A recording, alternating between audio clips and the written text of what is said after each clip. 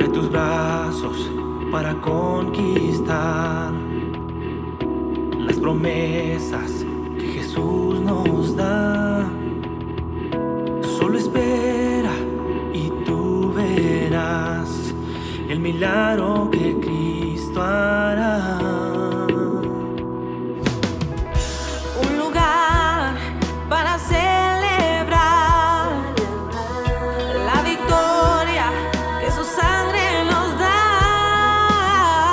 Solo confía y cree en Él, que en familia lo encontrará.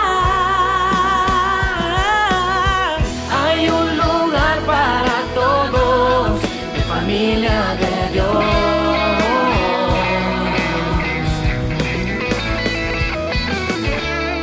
En familia de Dios.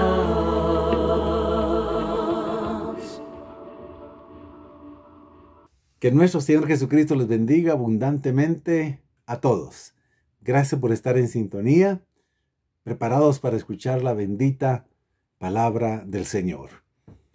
Continuamos con la serie Alerta contra los desvíos de la fe, advertencias de la carta de Judas.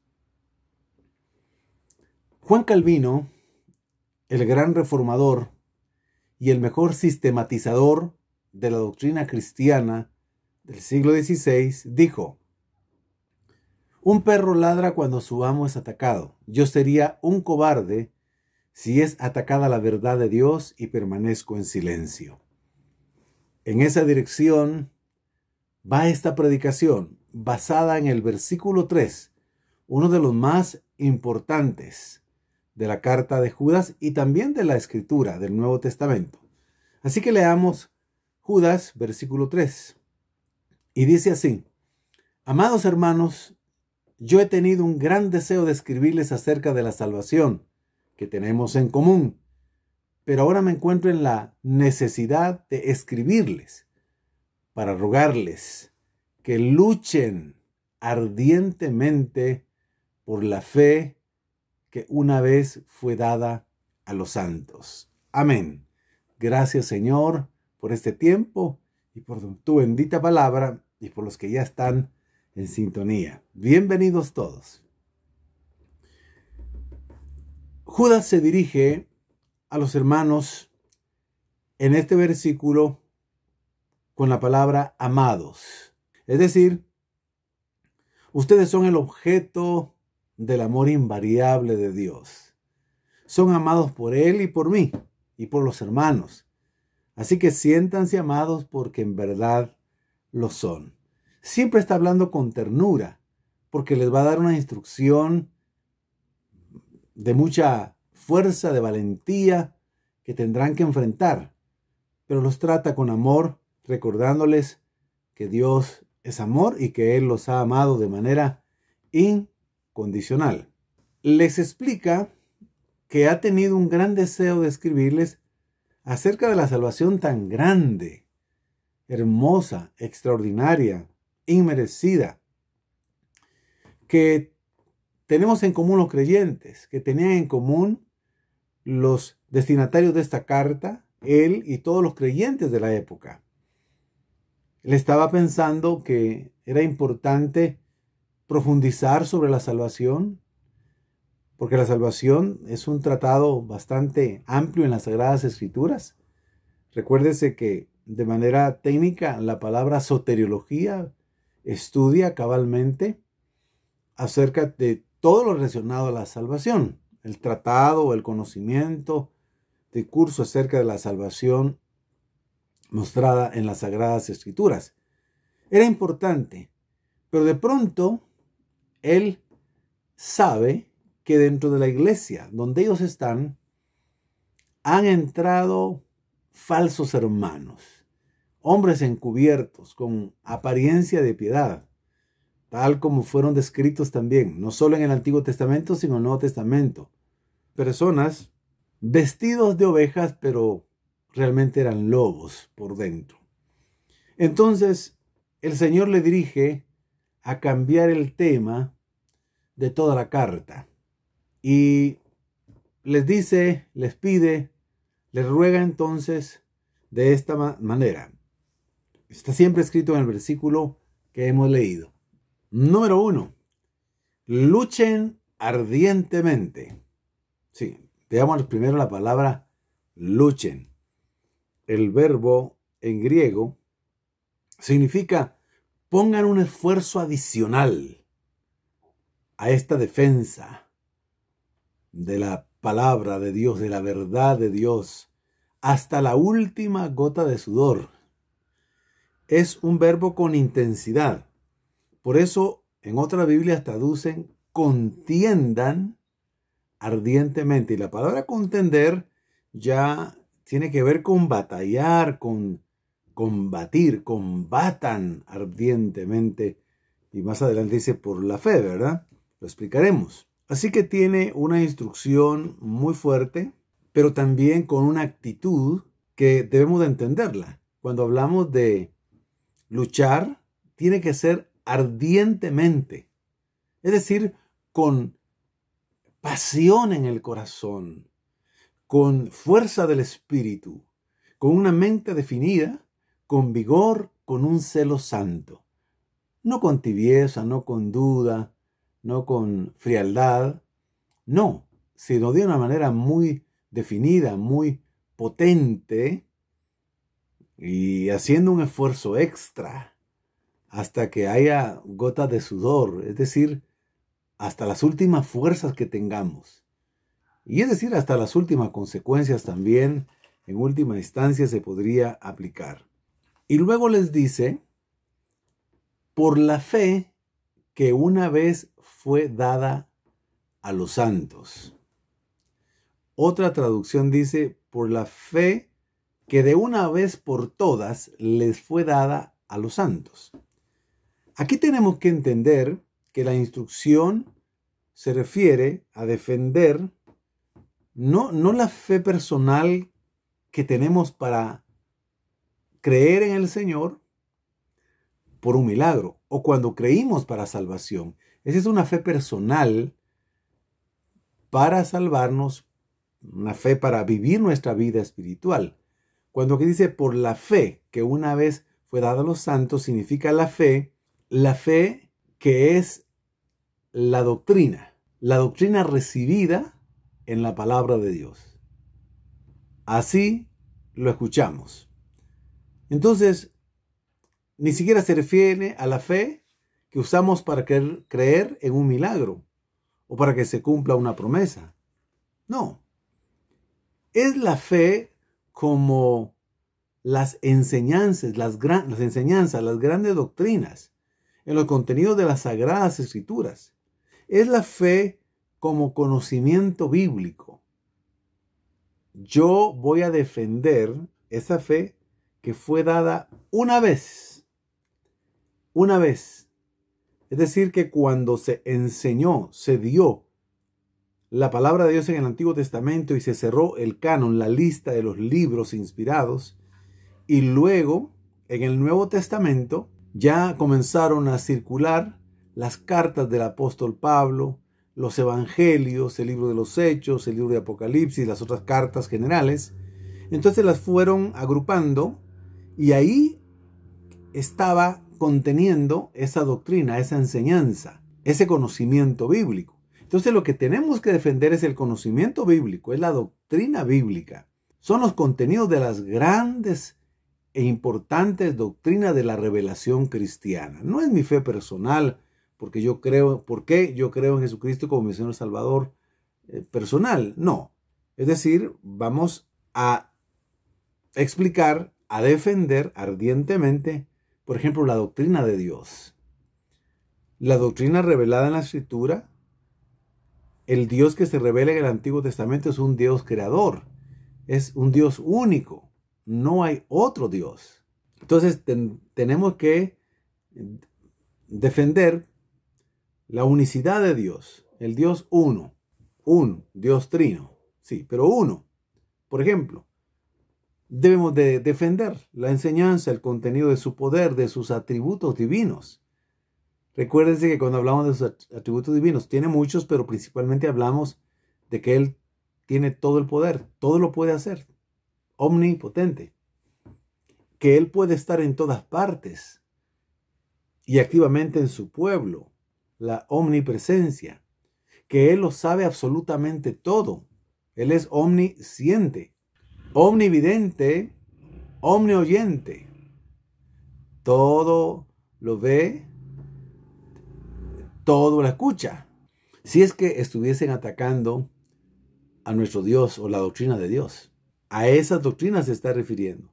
Como Dios realizó el diseño de la creación, el diseño del matrimonio, el diseño de la familia, como Dios diseñó el plan de salvación para los hombres cuando pecaron.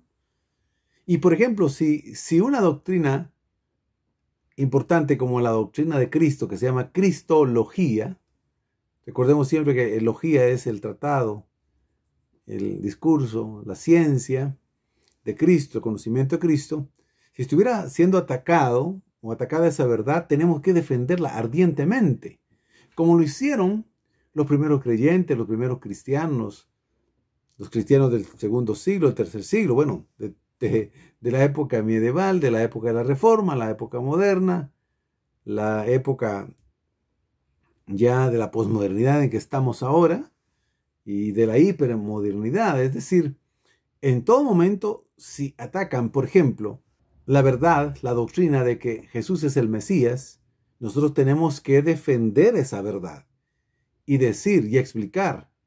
Ya más adelante vamos a ver cómo es que debemos de defenderla, pero de hecho la doctrina de Jesucristo fue atacada. En primer lugar, muchos dijeron, este no es el Mesías.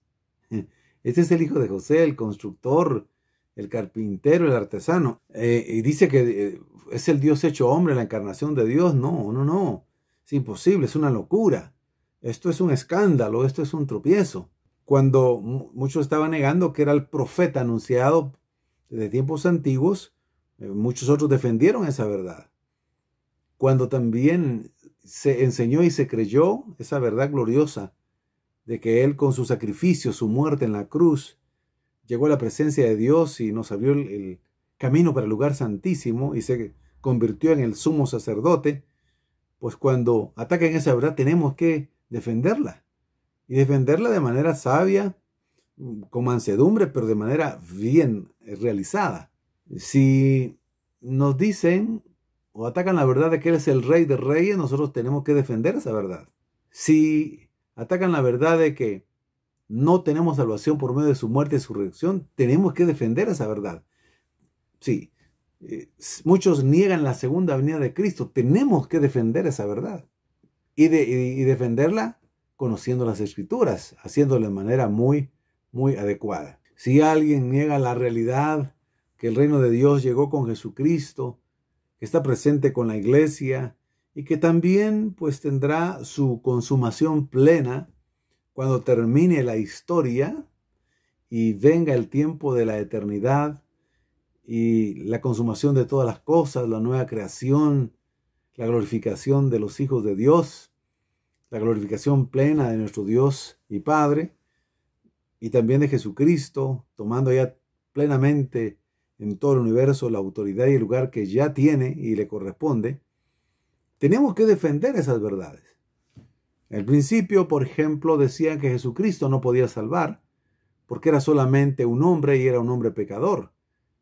La misma Biblia defiende, por ejemplo, en el Evangelio de Juan, que Él era preexistente, que Él era Dios y que ese Dios se hizo hombre.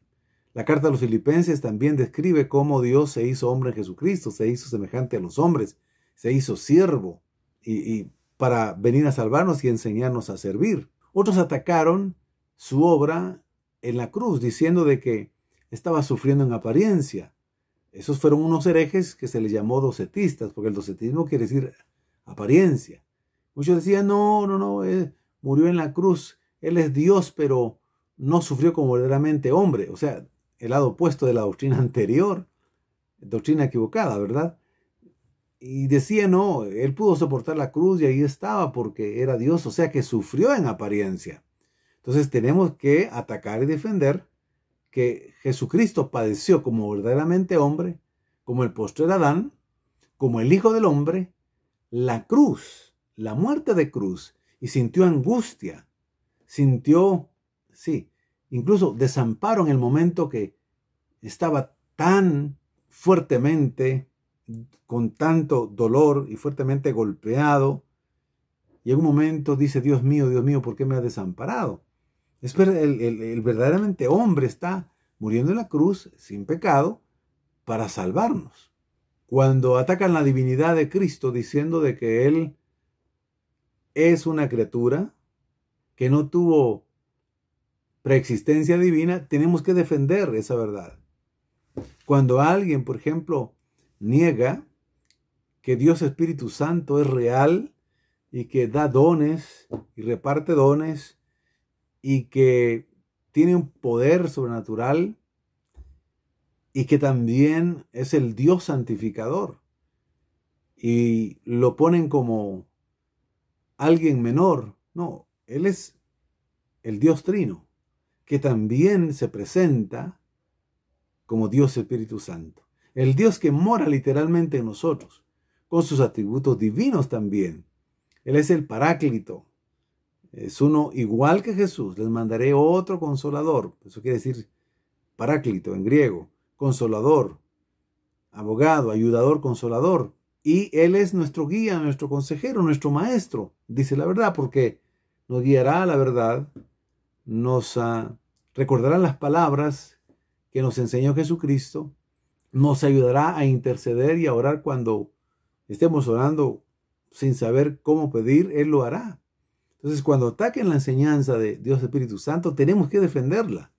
Cuando ataquen la verdad de la iglesia no es solamente una asociación mundana aquí en la tierra, no es una asociación que tiene una personalidad jurídica, no, es el cuerpo de Cristo, es la congregación del Señor aquí en la tierra, es la iglesia visible, es la iglesia que se considera y es el real sacerdocio, nación santa, pueblo adquirido por Dios. Es el grupo de los redimidos por la sangre de Cristo para llevar a cabo la misión del Señor, de que Cristo mismo le encomendó de predicar el evangelio a toda criatura y ir y hacer discípulos a todas las naciones, enseñándoles a que guardaran los mandamientos de Jesús, que también dieran testimonio de lo que Cristo hizo, de su obra, que también sirvieran. Esa es otra parte de la misión de la iglesia, que oraran por los enfermos, que echaran fuera demonios. Cuando se ataca la doctrina de la iglesia, tenemos que defenderla también. Y así podemos seguir, por ejemplo, la doctrina sobre el hombre. ¿Sabe que el hombre es una creación especial de Dios? Cuando vemos que Dios creó los cielos, el sol, la luna, las estrellas, el universo, el cielo, que vemos el mar, los peces, los animales, incluso los ángeles, no vemos que Dios se haya tomado la acción muy personalísima de formar al hombre con sus propias manos y darle aliento de vida. Es la creación del hombre, y cuando hablo de hombre me refiero también a la mujer, Adán y Eva, es la corona de la creación. Entonces, cuando alguien ataca la doctrina del hombre, por ejemplo, cuando dice que la realidad del hombre ahora, que el hombre no nace en pecado, que el hombre es bueno, que se puede salvar por sus propias obras, tenemos que salir con la verdad, tenemos que salir al paso con la verdad bíblica y explicar cuál es la condición pecaminosa del hombre. El hombre nace en pecado y peca porque su naturaleza es pecaminosa. Los frutos del árbol son malos cuando el árbol es malo. Las obras del hombre resultan siendo malas porque él es malo, es pecador de nacimiento. Aunque pueda atender externamente y en apariencia una conducta ética, moral, pero hay pecado en él. O, por ejemplo, cuando se ataque también la doctrina de la realidad maravillosa de la salvación. La salvación en las Escrituras es tan amplia, es todo un tratado que muchos hombres de Dios la han sistematizado, por eso se llama teología sistemática. Y en el caso de la salvación se le llama la soteriología. Soter viene de Salvador. Soteriología, tratado de la salvación. Entonces, cuando empiecen a atacar la doctrina de salvación cristiana, de la Biblia, de la palabra del Señor, y empiecen a decir que hay salvación en otros caminos, en otro tipo de religiones, creencias o prácticas, o que la salvación se obtiene aparte de las obras, aparte, como habían dicho, por las obras, aparte de la gracia, tenemos que defender esa doctrina. La salvación, juntamente con la redención, la reconciliación, la elección, son las grandes doctrinas de la gracia, las grandes doctrinas de Dios en la Biblia. Y tenemos que defender y enseñarlas. Por ejemplo, cuando alguien ataque la doctrina de los ángeles en la Biblia, hay todo un tratado también, muchos pasajes del Antiguo y del Nuevo Testamento hablan de la realidad de los ángeles al servicio de los hombres. Imagínense qué privilegio. Los ángeles mensajeros, los ángeles que sirven, los ángeles que asisten. Esos ángeles que son reales. Tenemos que defender esa doctrina si es atacada. Y por supuesto, cuando alguien empiece a negar la segunda venida del Señor, que está muy clara, es una de las doctrinas de la escatología, tratado de las últimas cosas. Cuando se acabe la historia, los acontecimientos previos a la segunda venida del Señor, y luego entramos a la etapa de la eternidad. Pero tiene que acontecer la venida del Señor. Entonces, cuando alguien niegue la venida del Señor, tenemos que defenderla. Ya en el principio, algunos negaban la venida del Señor. Y otros dijeron, el Señor ya vino y ni siquiera lo vimos. Entonces, tenemos que defender la segunda venida del Señor. Porque es una verdad central. Por ejemplo, si alguien niega la resurrección de Cristo, tenemos que defender esa fe, esa doctrina. Porque esa es la doctrina central, cardinal de toda la fe cristiana. Pablo dijo que si no hubiese resucitado Cristo, entonces estaríamos perdidos. Vana sería nuestra fe. Pero por cuanto Él resucitó, nosotros también resucitaremos. Si alguien ataca la resurrección de los muertos en Cristo, cuando el Señor venga, de los creyentes, tenemos que defender la doctrina de la resurrección. Jesucristo mismo nos dio el ejemplo cuando Él defendió la doctrina de la resurrección ante aquellos que estaban atacándola, diciéndole que no había resurrección. Era la secta de los saduceos. Ellos decían, no puede ser que haya resurrección corporal del cuerpo. No. Y comienza con historias y comienza con argumentos y Jesucristo no se queda callado. No. Sería, como dijo Calvino, él hubiese sido cobarde y nosotros somos cobardes y no defendemos esa doctrina. Y él les dice, ustedes ignoran las Escrituras y el poder de Dios. Ya desde el Antiguo Testamento, cuando a Dios se le llama el Dios de Abraham, el Dios de Isaac, el Dios de Jacob, ya se está hablando de la resurrección, porque Dios no es un Dios de muertos, sino es un Dios de vivos. Y cuando se le nombra al Dios de Abraham, de Isaac, de Jacob, es porque ellos están vivos. Mis queridos hermanos, ahí tenemos el ejemplo de nuestro Señor Jesucristo. Entonces, toda esa doctrina, toda esa enseñada es la fe, que este texto se refiere. Como dice literalmente esa segunda parte, por la fe que una vez fue dada a los santos. Pero tuve que explicar que cuando habla que hay que contender ardientemente, luchar ardientemente por la fe, no se habla de la fe personal, subjetiva, digámoslo así, real, sino de la fe como la doctrina, la enseñanza, el conocimiento del cristianismo, del evangelio, de las sagradas escrituras. Entonces, toda esa fe, aquí viene otra importante verdad, que una vez fue dada a los santos.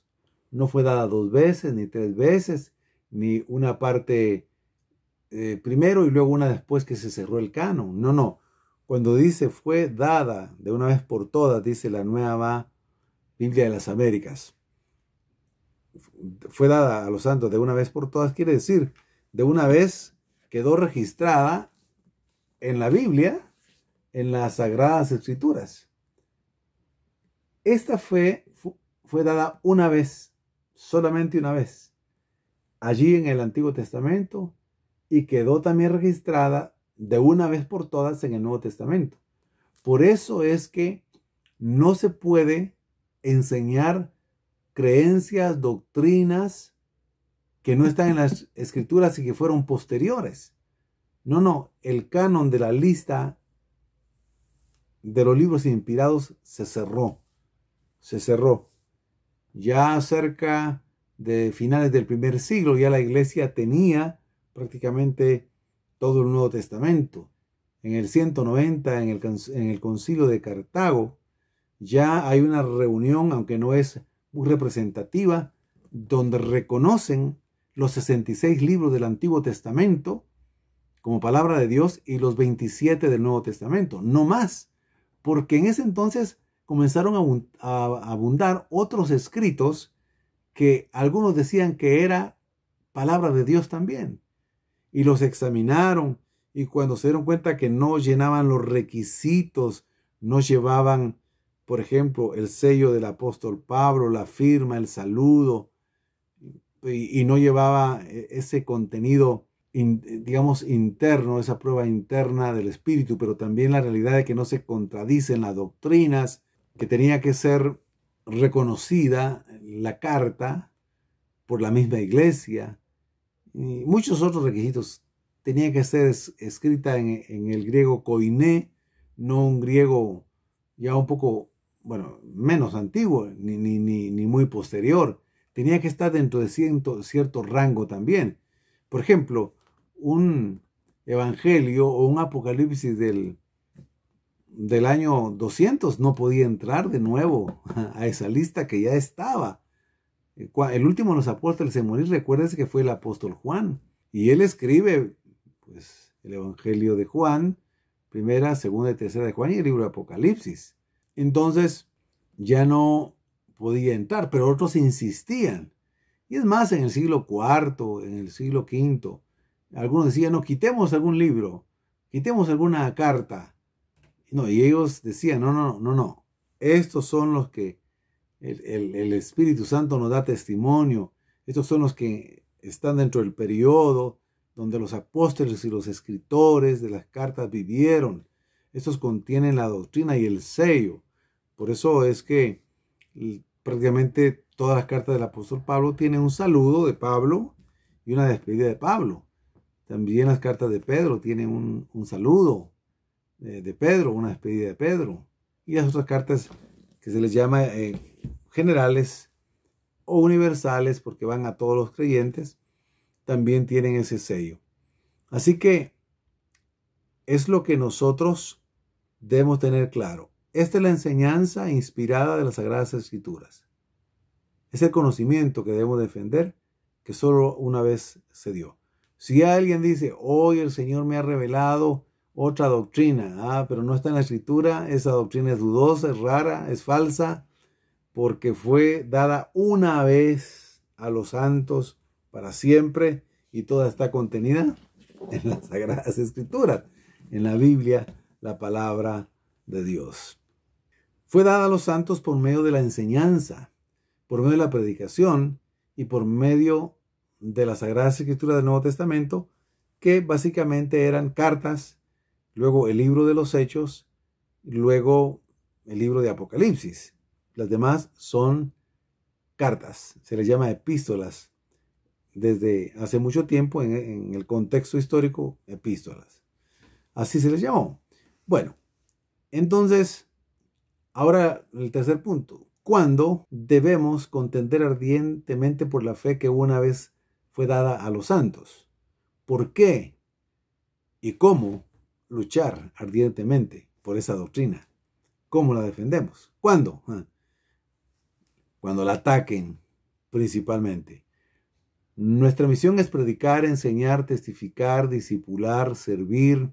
Pero cuando alguien ataque la doctrina, inmediatamente tenemos que dejar la diplomacia, porque podemos tener amor por el Señor, pero si nosotros no defendemos la doctrina, entonces somos más diplomáticos.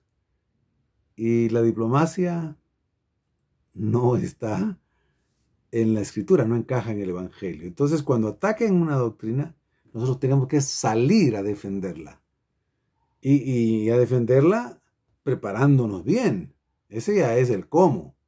Ya es el cómo, porque no vamos a salir a defender, y voy a hacer una figura, una imagen, con piedras y palos, la doctrina del Señor, el conocimiento del Señor. No, tenemos que salir con armas espirituales, con armas de conocimiento bíblico, de conocimiento teológico, de conocimiento histórico, para defender la fe. Alguien dirá, bueno, pero es que yo pues leo la Biblia nada más. Bueno, conozca bien su Biblia. Si usted conoce bien la Biblia y le pide al Señor y también es instruido por su pastor, por sus maestros, los principios elementales para interpretarla, pues está bien. Ahora, lo ideal es que todos debiéramos llevar estudios un poquito más profundos, más formales. Y mejor aún si estuviéramos estudiando en el Seminario Bíblico Teológico de Guatemala, CETEGUA. Muy bien. Cuando ataquen la autoridad de la Biblia, por ejemplo, y nieguen que es la palabra de Dios, ahí tenemos que defenderla. Como decía al principio, cuando nieguen las verdades sobre Cristo, sobre el Espíritu Santo, sobre todas las doctrinas que mencioné de manera un poco amplia, general, ahí es. De hecho, cuando estamos predicando, cuando estamos enseñando, estamos hablando de la verdad. Entonces, de manera pasiva, estamos defendiendo la verdad. Pero llega el momento en que de manera activa, pública, por libros, por conferencias, por Zoom, por YouTube, por la televisión, por los medios escritos, como sea, tenemos que defender la fe una vez dada a los santos. Es decir, toda la doctrina, todo el conocimiento bíblico que está registrado en las Sagradas Escrituras. Muy bien, ¿por qué es que tenemos que contender ardientemente por la fe una vez dada a los santos? Porque es un mandamiento divino, bíblico. Aquí lo estamos recibiendo.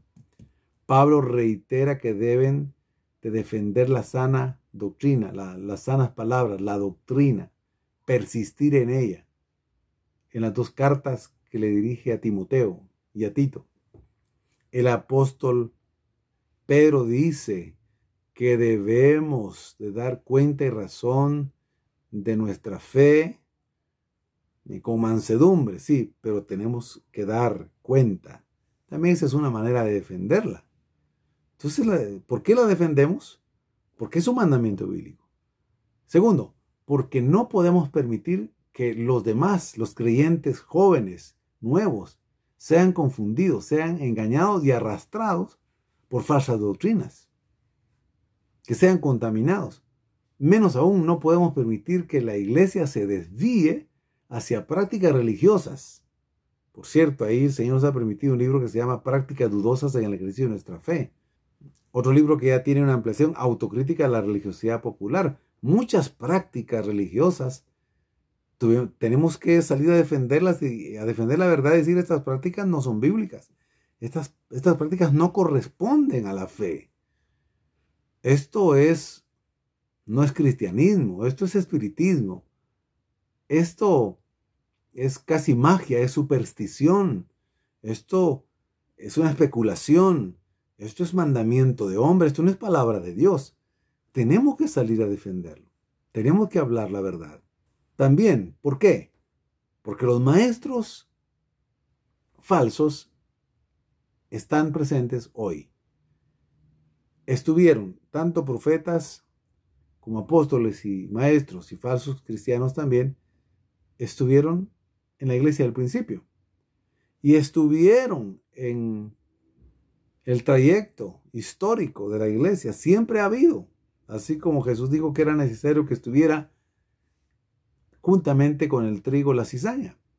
Entonces, porque los falsos maestros están encubiertos, se visten como ovejas, con piel de oveja, pero son lobos.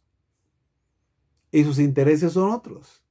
Más adelante se va a poner más emocionante este estudio, esta predicación de Judas, aunque es una carta pequeña y con un solo capítulo, pero nos describe las características de las herejías, además de los falsos maestros.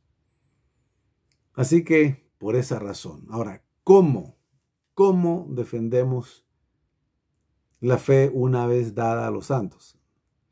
¿De manera ardiente? ¿De manera vigorosa? Sí. Pero demostrando lo que creemos con las Sagradas Escrituras. Conociéndola mucho mejor, lo mejor que se pueda, explicarla, decirla. También defendemos la verdad con nuestro testimonio. Porque si yo creo que Jesús vendrá otra vez, porque si creemos que Jesús juzgará a los vivos y a los muertos, que juzgará a los incrédulos y también a los creyentes, también aprobará sus obras. La salvación del creyente ya no está en juego, pero también habrá un examen, un vivá para premiar. Entonces tenemos que vivir un recto testimonio. Si yo sé que este mundo se acabará y que habrá un nuevo cielo y una nueva tierra y que hay un juicio, entonces mi conducta debe ser coherente y acorde a lo que creemos y a lo que está escrito. Y porque hemos tenido un encuentro personal con nuestro Señor Jesucristo. ¿Cómo lo defendemos? Con los estudios que hayamos realizado. Es por eso que es importante escuchar, estudiar.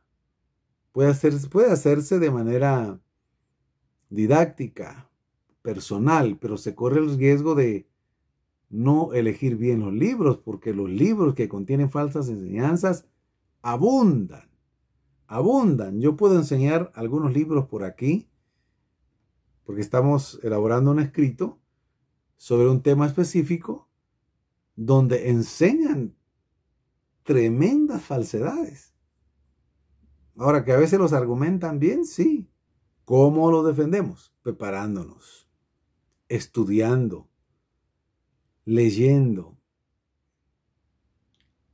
Los hermanos pueden pedir a sus pastores, y nosotros estamos para servirles como parte del equipo pastoral también, para sugerirles qué libros pueden leer, cómo leer su Biblia, cómo entenderla, y principios generales. El Seminario Bíblico Teológico de Guatemala, que es parte del ministerio, conjunto con la Iglesia de la Familia de Dios, de Jesucristo de la Familia de Dios, pues también ya 29 años de estar de manera continua enseñando, creemos con humildad, pues una doctrina correcta, apegada a las Sagradas Escrituras, y defendiendo la fe una vez dado tantos cuando ha sido necesario. ¿Cómo la defendemos? Ya en el aspecto de la actitud y nuestra forma de proceder. De manera respetuosa, pero firme. Con carácter, sin retroceder en nuestras convicciones. Porque si lo hacemos así, no solo estaremos guardando y protegiendo a los hermanos nuevos en la fe, estaremos protegiendo a la iglesia y también dando la oportunidad para que otros que están en esas confusiones, falsas enseñanzas, salgan de ahí y se conviertan. Y por otro lado, pues poner en evidencia, aunque no es muy cómodo, aquellos que están enseñando falsas doctrinas. La historia de la iglesia es un buen ejemplo. Yo les recomendaría que todo cristiano, aunque no decida estudiar en un seminario formal, Biblia, teología, el área pastoral, las ciencias bíblicas, la teología sistemática, debería conocer la historia de la iglesia. La librería el seminario tienen libros de historia de la iglesia. Hay un libro que se ha escrito sobre la historia de la iglesia en el contexto del CETEGUA. Hay que conocer la historia de la iglesia. Yo les recomendaría que también pudieran estudiar la historia de las doctrinas. Eso enseña muchísimo. ¿Por qué? Porque ahí hay testimonio de que hubo hombres que aparentemente piadosos introdujeron herejías terribles en la iglesia del segundo siglo, por ejemplo. La doctrina del arrianismo que revivió hoy con una secta que anda por allí enseñando de que Cristo no es Dios, que tuvo principio y que solo Dios, conocido como Jehová en el Antiguo Testamento, es el único que debe de rendírsele adoración y tributo. Esa doctrina fue condenada y se llamaba arrianismo y se condenó como hereje a Arrio y hasta el día de hoy. Y así, muchas otras falsas enseñanzas a lo largo de la historia. Por eso la importancia de la historia de la iglesia, la historia de las doctrinas, fueron condenados por herejes. Mis queridos hermanos, le pido al Señor que esta predicación a manera de exhortación, ese llamado de contender ardientemente por la fe una vez dada a los santos, es importante. Por eso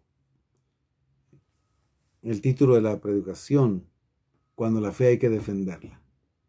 O sea, hay momentos que no es necesario defenderla, pero cuando es atacada, recuerde lo que Juan Calvino dijo: un perro ladra cuando su amo es atacado. Yo sería un cobarde si se atacara la verdad de Dios y permanezco en silencio. ¿Cuándo la fe hay que defenderla? Ya explicamos cómo. Y el siervo de Dios, el siervo de Cristo, el dulos, así se presenta Judas, dice: luchen ardientemente, contiendan, batallen por la fe que una vez fue dada a los santos. Y explicamos cuándo, por qué y cómo.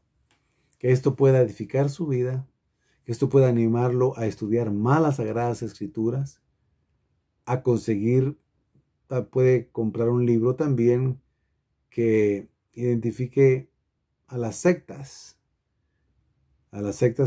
digamos dentro del Evangelio, a las sectas cristianas, para conocer sus argumentos y refutarlos en un momento dado cuando sea necesario, de acuerdo a la palabra de Dios, defendiendo esta doctrina. Ruego al Señor con todo mi corazón que el Señor los bendiga, el Señor los sostenga. Estamos en tiempos difíciles, no solo por lo que está aconteciendo a nivel del mundo, en el aspecto sanitario, en el aspecto económico, en el aspecto social también, sino estamos en tiempos peligrosos porque en estas épocas los falsos maestros brillan, abundan, dando mensajes a veces fatalistas, alarmantes, a veces más bien de acomodamiento.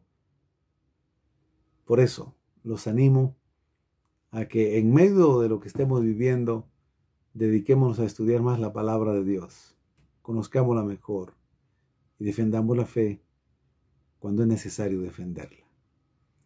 Si hay alguien aquí que no ha recibido a Jesucristo como su Señor y su Salvador personal, por favor, reciba a Cristo.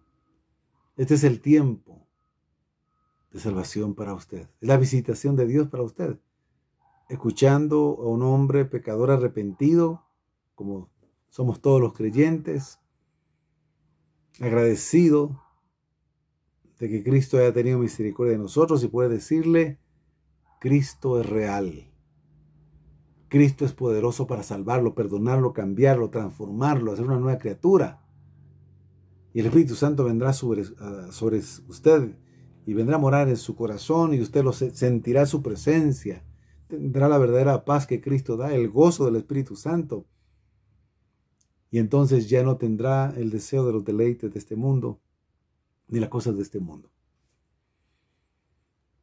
Si alguien va a necesitar ser salvo, porque quiere hacerlo, diga conmigo esta oración.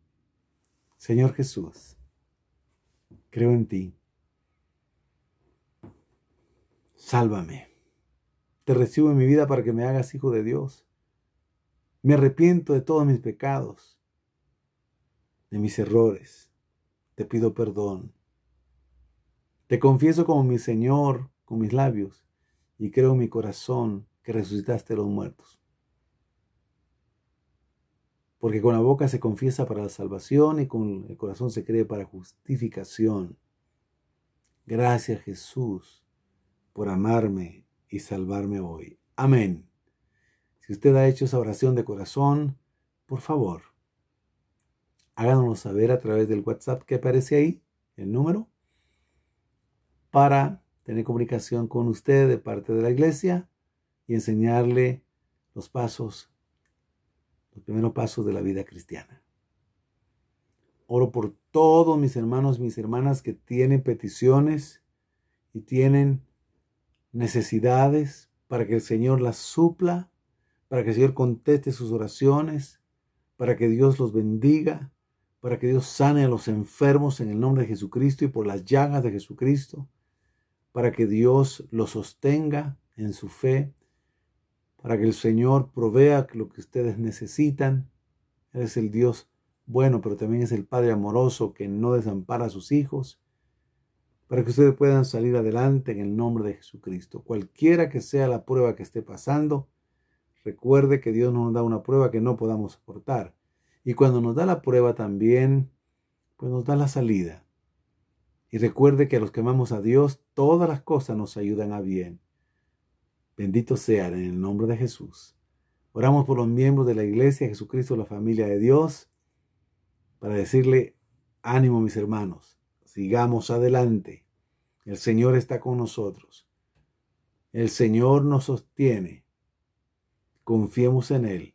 Sigámosle creyendo. Sigamos dando, porque cuando damos al Señor, Él ha prometido bendecirnos. Él ha prometido multiplicar lo que damos con amor. Que Dios los bendiga.